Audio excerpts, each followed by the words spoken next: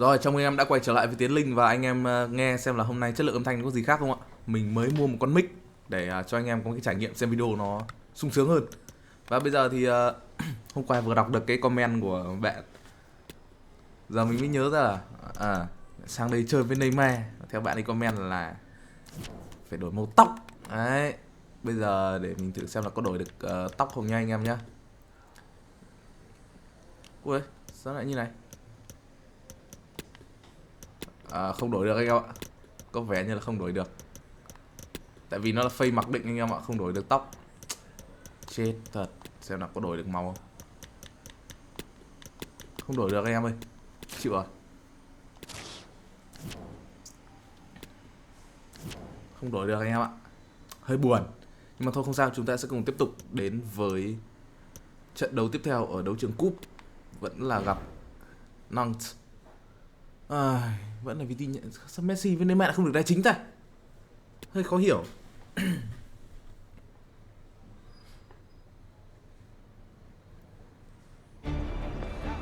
Building to a crescendo all week, and very shortly it will be for real. We have all the action for you live.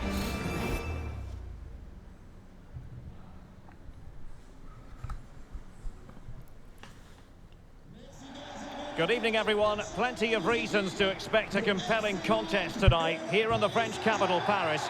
We're at the Parc des Princes. Ôi, Tiến Linh được treo ảnh luôn mà. Vai trưởng. Cái ảnh vừa rồi ảnh Tiến Linh anh em ạ, là đầu tiên mình chơi carrier mà thấy Tiến Linh được treo ảnh luôn đấy. Bởi đang chuyển sang phần sân đối thủ và 70% chuyển hóa cơ hội để bàn thắng. Được. Không có gì khó khăn cả. But with that comes pressure, particularly against a team that will remain compact, are well drilled defensively, and are a threat on the counter-attack. If the hosts don't go through, though, it will be a major upset. Sissoko. Lùi sâu quá. Đây Very alert defending to cut off the supply. Ui. Vậy rồi, Tiến Linh không dê bóng được. Gianluigi Donnarumma begins in goal. Presnel Kimpembe plays alongside Marquinhos in central defence. Marco Verratti starts alongside Fabian in central midfield. And it's two strikers up front who will look to provide the goal-scoring threat. And winning it back. Khó nhỉ, bù đông quá. Mbappe. On to Verratti. Hay quá, đơn giản thôi, cứ đá đơn giản là kiểu gì cũng có bàn.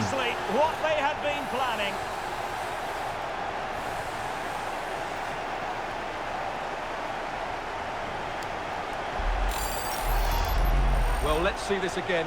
What a pass it is from Verratti, and then the shot is emphatic. He strikes it with such power. The keeper has no time to react. Sút chéo góc, đúng thương hiệu Tiến Linh rồi.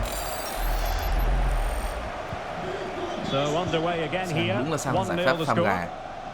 Cảm giác nó thoải mái hơn hẳn mấy cái giải kia mà lại còn được đá C1 chứ anh em.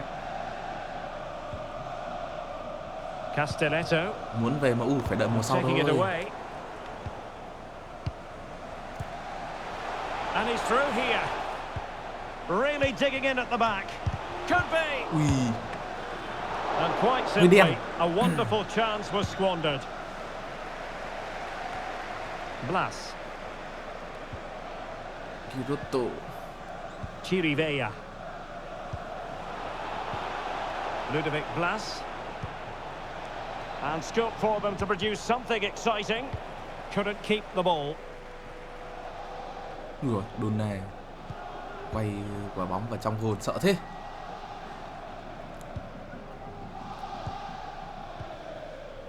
Ô kìa, chuyển cho ai đây?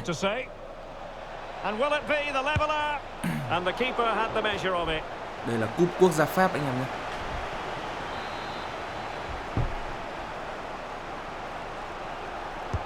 And he's fired over the corner. Well, the keeper takes the fall, but the main thing is he held on to it. Đúng rồi. Mbappe. Đùa cái việc chơi đầu của Tiến Linh. And a chance for him on the flank. And it's still on for him. Now he must favour the cross. Verratti. Can he put it away? Ui, hay nhỉ. Oh, it's gone in for Di chuyển hút PSG người tạo khoảng as they trống. extend their advantage to Ghi bàn là 2 Vitinha. goals. Xem tí nữa FC Năng có cho Hùng Dũng vào sân không. Trước là có cái đoạn mà Hùng Dũng được thay vào sân nhưng không để ý. Well, it's a great little back heel, isn't it? And the finish is just as good. That's an excellent goal.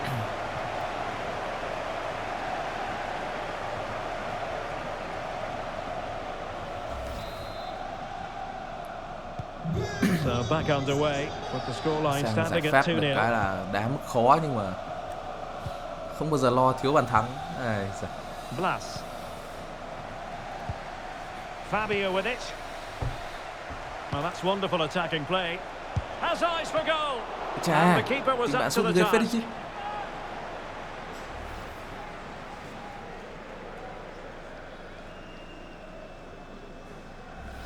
Sút rất có sức nặng. Who can they pick out? Well, he dealt with that ball played in rather well. And a body in the way. Perfect example of how to put in a tackle. And a corner will be next. Another block. Well, another corner following on from the last one. Liên tiếp này. Over it comes. Well, it has come to nothing. Ủa. Firing it in. Ui, And a các decent bạn lên save. sút căng Full ấy nhỉ. credit. Ta sút xa đây. Dona gặp khó khăn trong việc bắt bóng. Sissoko. Not the best clearance. In it goes. Ui, to alter vào the kìa. arithmetic and give them hope Hấp dẫn đấy that nhỉ? they can turn this round.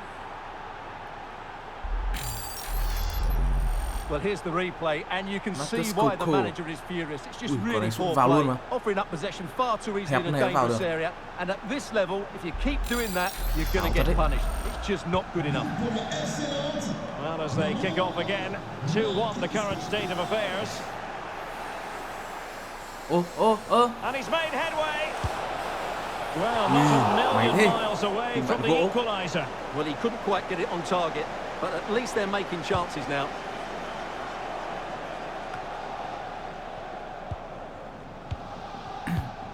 Well, nicely cut out. Now what can they do with the ball? PSG, as you can see, have not enjoyed that much possession, Yeah, but what they've rồi. done with it has been really good, and they'll be happy with the way the game is being played at the moment. They love to play on the counter-attack. And having to soak up a bit of pressure again here. Giving it a try. Well, Đi there it vào is. kìa. Real Phải chấm. resilience for you, having been 2 goals down. Cái gì đây? Sẽ lại 2 đều Well, rồi. here it is again, and the way they've been playing, Gì that vậy was bạn ơi? always going to happen. They've certainly been piling on the pressure here. Gì vậy? Sao So đá the đội ball này is 2 đều rolling thế again nào? at 2-2. Mẹ đội hình lúc cần lên thì đéo lên chứ. Cứ đứng chờ, đéo biết chuyển cho ai. Sissoko. Teammates in the middle. 3-2 cái đéo gì vậy? Sao để nó đá đơn giản thế nhở? Có hiểu thật sự. Well, here it is Có hiểu again, thật sự and luôn. what a Nhìn perfect bao nhiêu thằng cross này. into the box this is. Thằng Just Vitinha, inviting thằng someone Verratti to cứ attack đứng díu it. vào nhau, And then đéo just đéu look kèm at ai the luôn. finish, Derek. He reads the flight perfectly and absolutely smashes Khó it hiểu beyond the vậy goalkeeper. Lìn ạ. There's Tự just nhiên no lại stopping 3-2. that. And the ball is moving again. 3-2.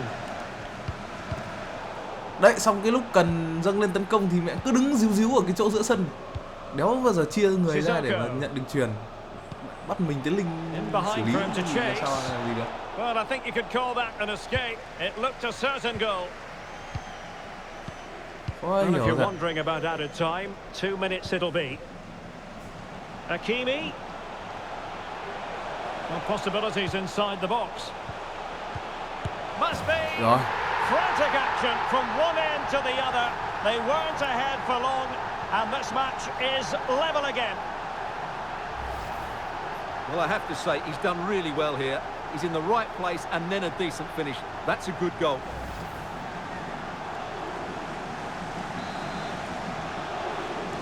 Giúp cho Vitinha. And that is that for the first half here in the French capital.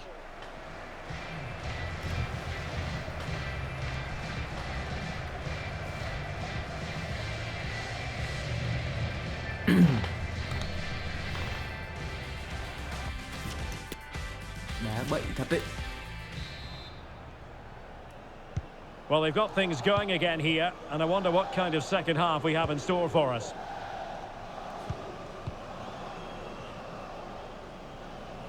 Lúc cần người thì không thấy người đâu. Mbappe might go ahead. Just cleared away in the nick of time.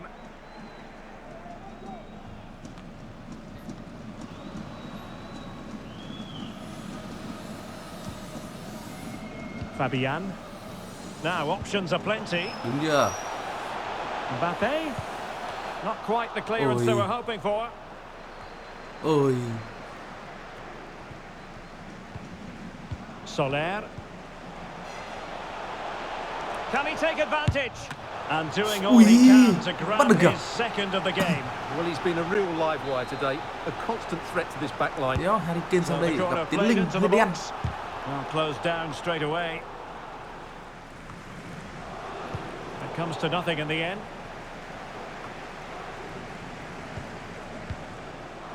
Well, the pass not finding its target. Well, we wondered if this deal was going to be done. In fact, it has now been done, Stuart. Well, the figure being reported is about £30 million, which in my view is value for money. We know he's talented, and on his day, he can be an excellent player. A good and fair challenge. Yeah. Well, the counter chance looks very real.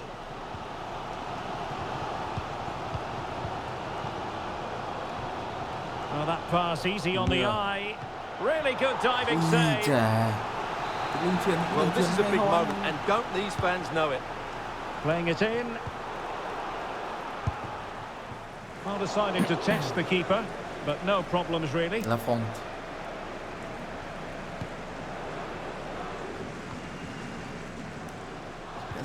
Hàng phòng ngự PSG tự nhiên nó đần đấy nhỉ? Cách khó hiểu luôn. Mẹ bạn nữa rồi đấy. Hay quá. Well, last gasp defending, but brilliant defending. Another game from Liga for you to enjoy with us live on EA TV.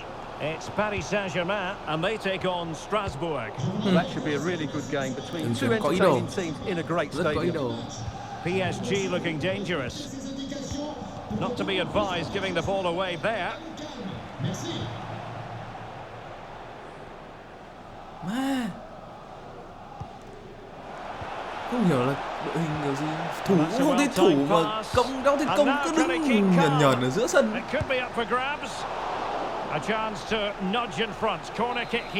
Vitinha rời sân rồi, sẽ nhường chỗ cho ai đây? Messi, được rồi, ngon rồi, Messi vào sân. Nhưng mà chính ra thằng Vitinha thằng ghi 2 bàn cơ mà.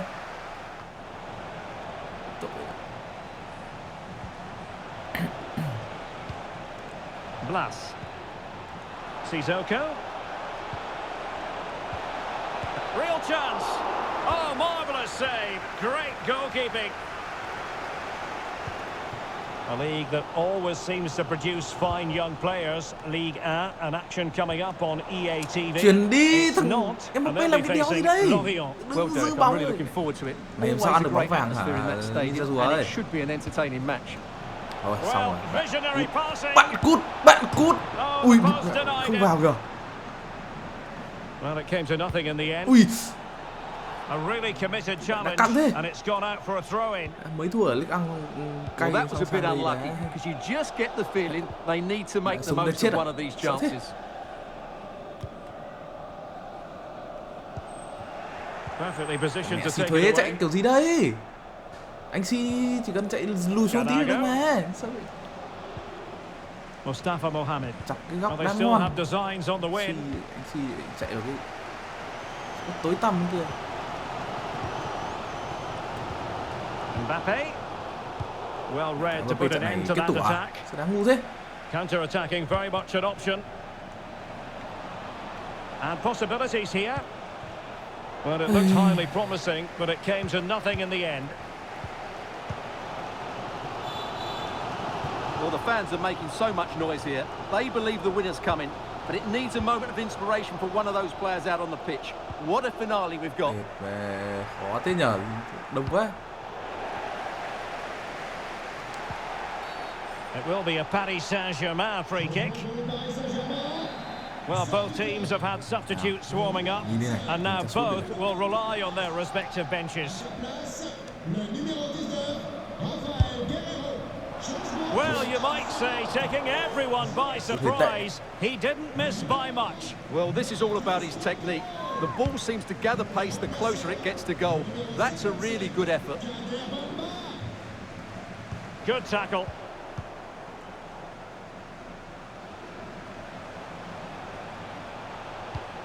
Soler. Progressive football from Paris Saint-Germain. They know a goal at this late stage might be decisive.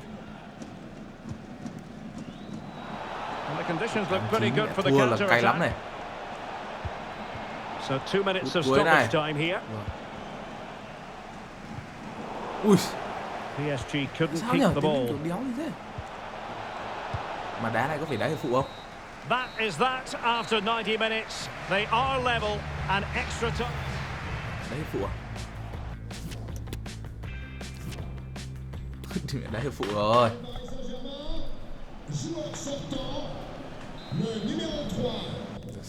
Xem bên kia có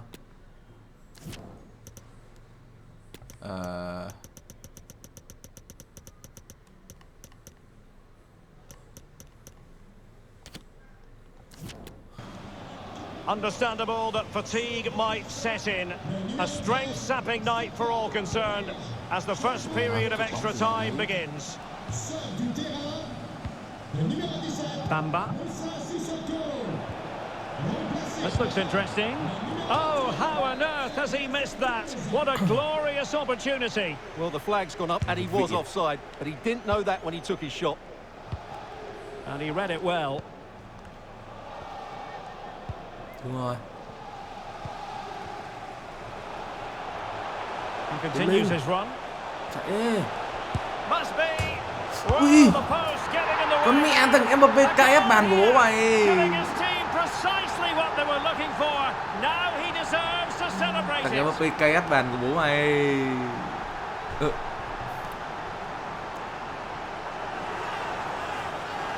Ui, thằng cổ động viên nhìn giống Vinicius ấy kìa. Well, here's the replay, and just look at his reaction to the initial shot. He's so sharp, he deserves that goal. Đen vãi cứt. Của đấy đéo vào, đen vãi cứt luôn. Well, how about this? 4-3.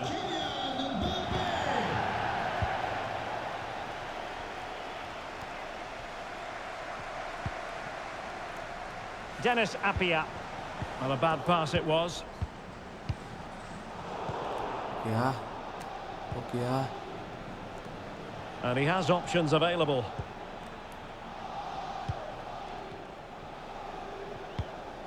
Giroud. And scope for them to produce something exciting. Oh. Kìa. Decent cross, but nobody in the vicinity. Kìa. He'll be breathing a sigh of relief. Ball one. Well, let's see what they have in store for them on the break. Con mẹ thằng Mbappé đang làm gì đây?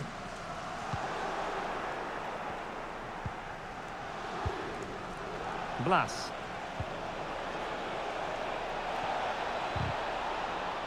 Well, the electronic board showing 1 additional minute. Chết này. Rồi. The first period of extra time is over. 15 minutes left. Ba trận này đá.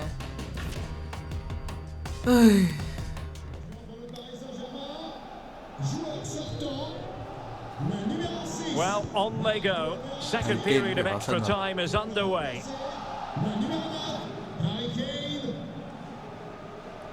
And PSG showing good width here. Well, disappointing end to the move.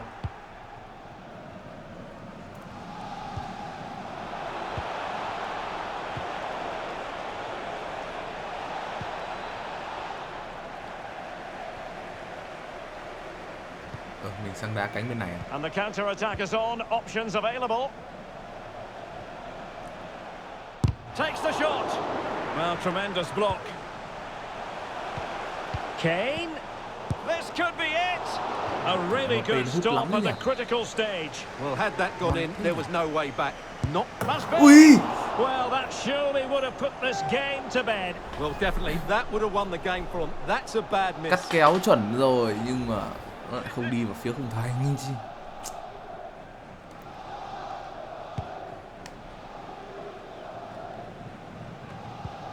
Blas. Kìa. Chance for him to get in behind, maybe. Kìa. Well, it really wasn't a great effort, was it? Well, this might be the final opportunity to draw level. It comes to nothing in the end. It's got to be! And there it is! But hang on, the flag has gone up and it's not going to count. Well, it was a close call, but he is just offside. Good finish, mind you. Rồi, tốt. Kìa. Possession given away. Chạy mẹ vào chỗ của Messi nhỉ? Mẹ bóp rái rồi.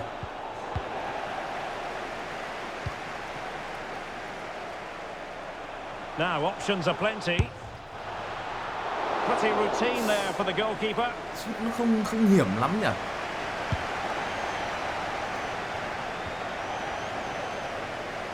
Oh, beating his opponent with ease. Not a huge chunk of added time. 1 minute. Well, having been awarded the corner, they'll no doubt look to put the issue beyond all doubt. Relatively straightforward to mop up defensively. Rồi. The referee's whistle for full time and Thế là Paris win. Saint-Germain move Tội đá on. hiệp phụ. Yes, it was tight, but in my view, they were slightly the better team. Mbappe. Ui, mẹ Mbappe đá 8.7, cay thế nhỉ? Thế néo là nó lại húp mất MVP của mình. Ôi vãi lều. Thế thì lại tập thôi.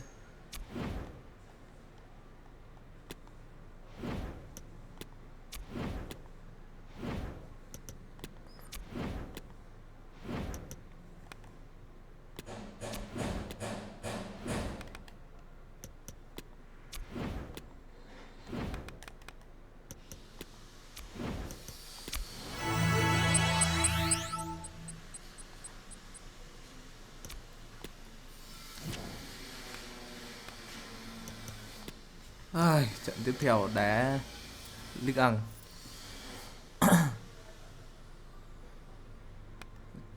Chuyển nhượng liên quan đéo đến mình mà bắt nữa. À, ở đây cho skip đây. Ôi, Nuno Mendes bán mẹ sang AC Milan rồi.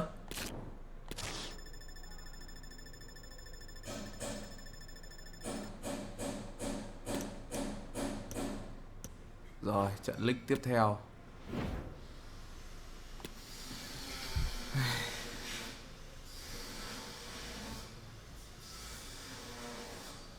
Our camera lens trained on one man. The breaking story is he'll retire at the end of the season. How about his role today? Bên Stay kia có with cầu us. thủ giải nghệ à?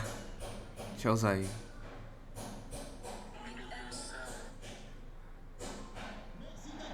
A big night at a great venue, the Parc des Princes here in the French capital, Paris. I'm Derek Ray, ready to bring you match commentary, and alongside me is Stuart Robson. And what we have coming up for you is action from Ligue 1 Uber Eats. It's Paris Saint-Germain, and they take on Strasbourg. Thanks, Derek. Well, both managers will be reminding their players of starting the game quickly, pitting the opposition back, playing the ball forward, and regaining possession as quickly as possible. Hopefully, we get a really good game here.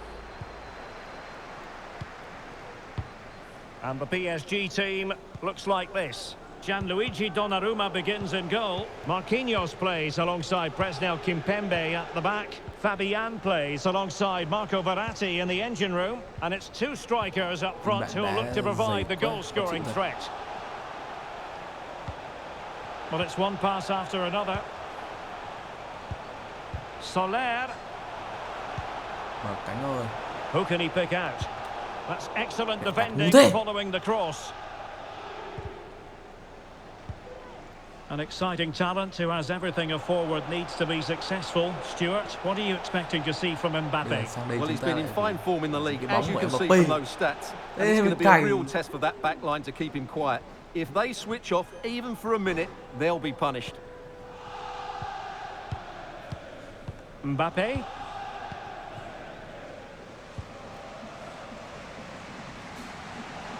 He might be able to profit from the wide position.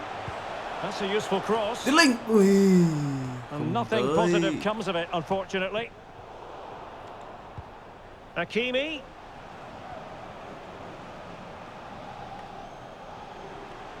Well, that's how to beat your opponent. And caught by the keeper.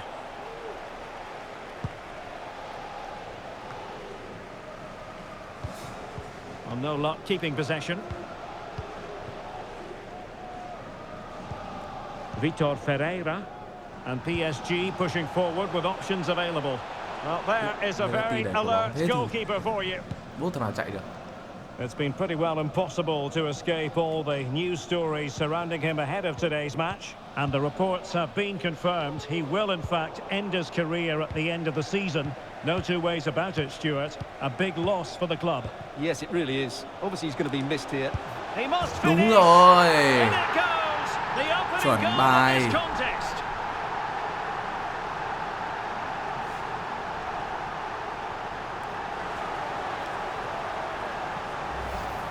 Well, let's take another look at the replay. What a through ball this is by Mbappe, and the finish is clinical. He just makes it look so easy, doesn't he?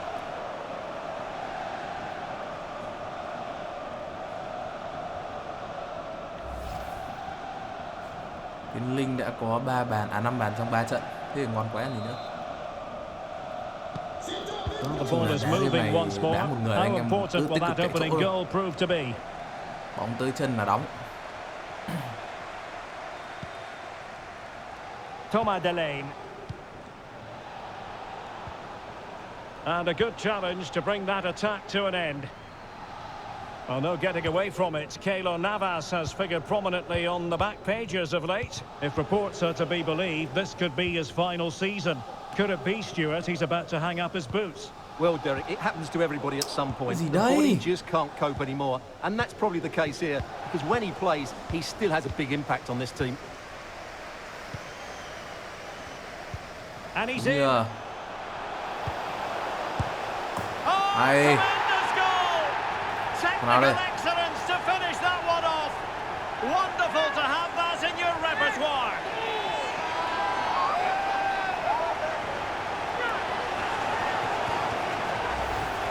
Well, here's the replay, and it all starts off with that cross into the box, just begging for a teammate to get on the end of it. And then just look at the finish. That's a brilliant volley. Good technique and the perfect contact.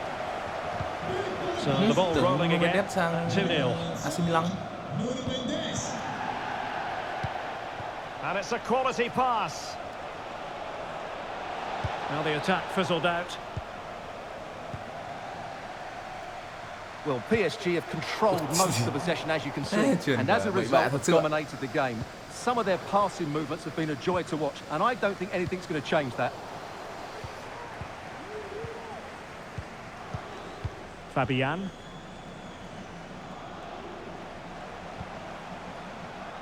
Well, you can sense the threat is there. Well, keeping it on the ground, slightly off target, however. It needs an accurate cross. Fabian. And inches away. Didn't miss by very much at all.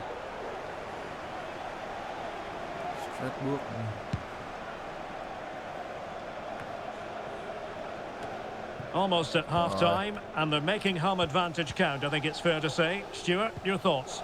Yes, it's been a really energetic display from them so far. The passing's been sharp, the movement from the front players has been excellent, and the finishing has been... Oh, Stuart, they must score!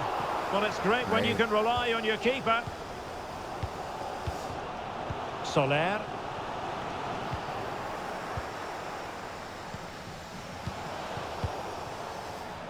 And they have possession again. Surely! And oh, it's in! We cannot declare this contest over. They still believe. Well, let's look at this again. The 1- and 2-touch passing is absolutely outstanding to play around the pressure, and the finish is just as good. That's an excellent goal. Well underway again. It's a narrow 2-1 lead as things stand.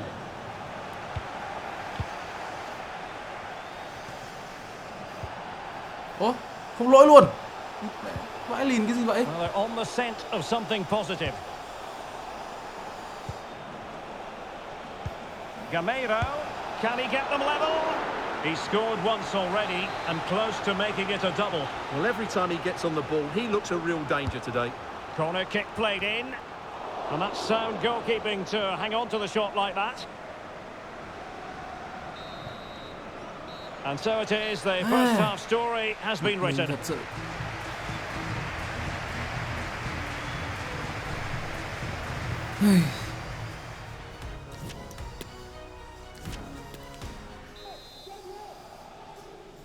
Well, they get the ball rolling again. Paris Saint-Germain with the advantage, but no room for complacency.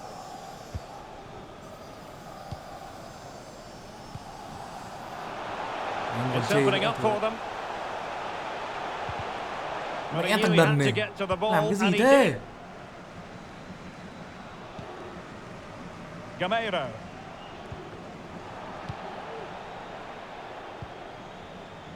And the emphasis is on creativity. And they deal with the threat this time. Ui, chú lùn Verratti này. Well, Bayern have been trying to get this deal over the line for a while. Now it is over the line. Great news for their fans, you've got to say, Stuart. Well, certainly a lot of focus on the boy over the last year or two, and he seems to have a bright future ahead of him. Hopefully it turns out to be a good move, and he can continue to develop his career.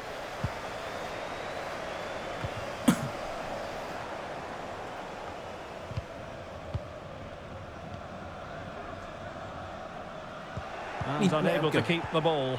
Chọc cái chân vào phát mất bóng ảo thật.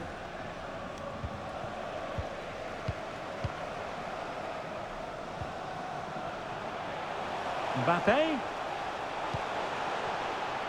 Can he find the net? Không vào kìa. He's driven in the corner. And that is not going to help the cause. The header well off the mark.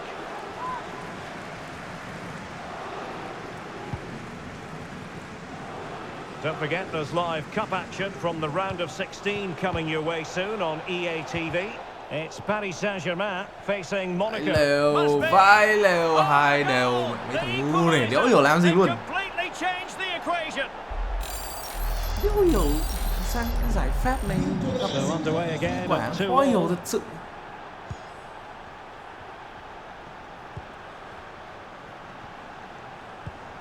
Verratti and Fabian.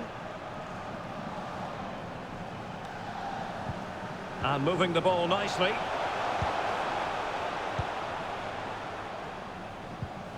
And possibilities here. Crossed into the penalty area.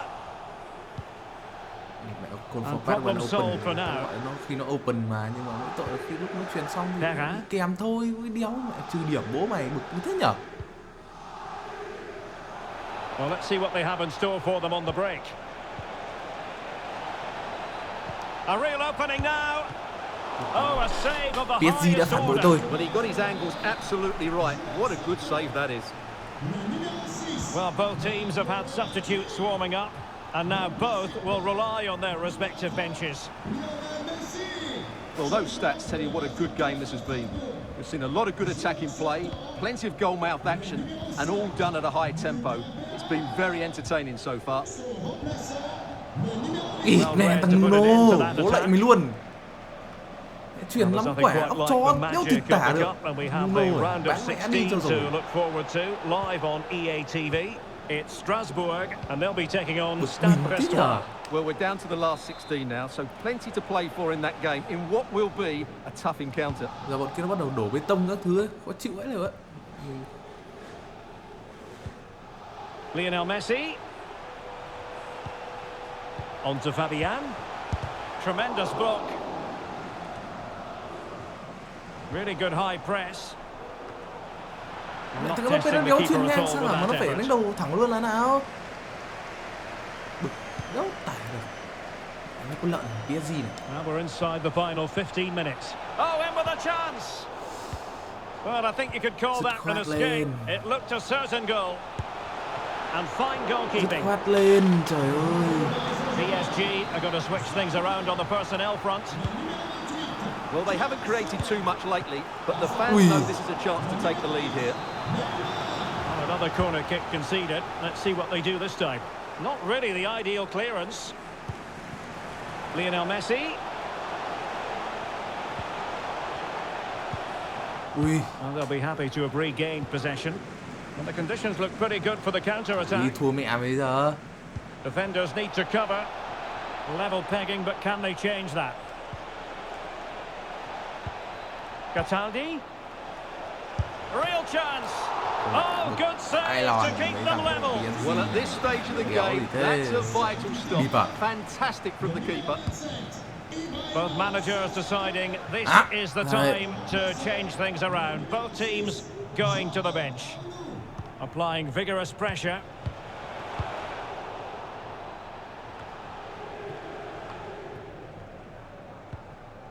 Messi.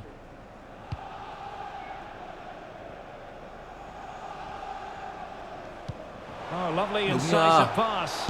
It could be Đúng chưa? Oh, can you believe it? Cái phải để lượt bảnh kiến tạo nó mới vào được.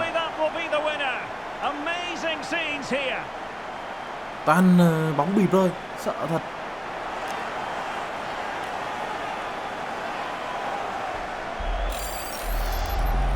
Well, here's the replay, and just look how quickly they break forward once they win the ball back. And all you can do is admire the finish by Mbappe. He hits the ball so cleanly. It's a fantastic strike.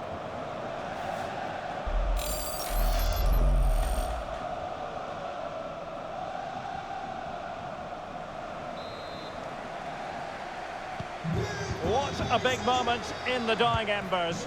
Will it prove decisive here? Cataldi.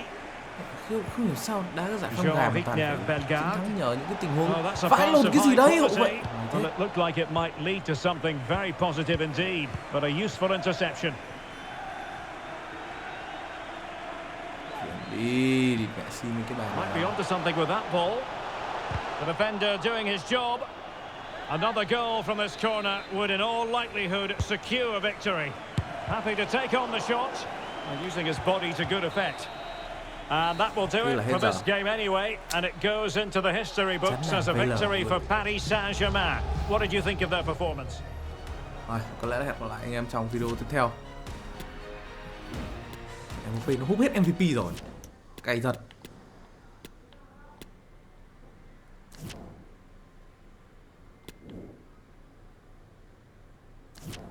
Rồi, hẹn gặp lại anh em nhé.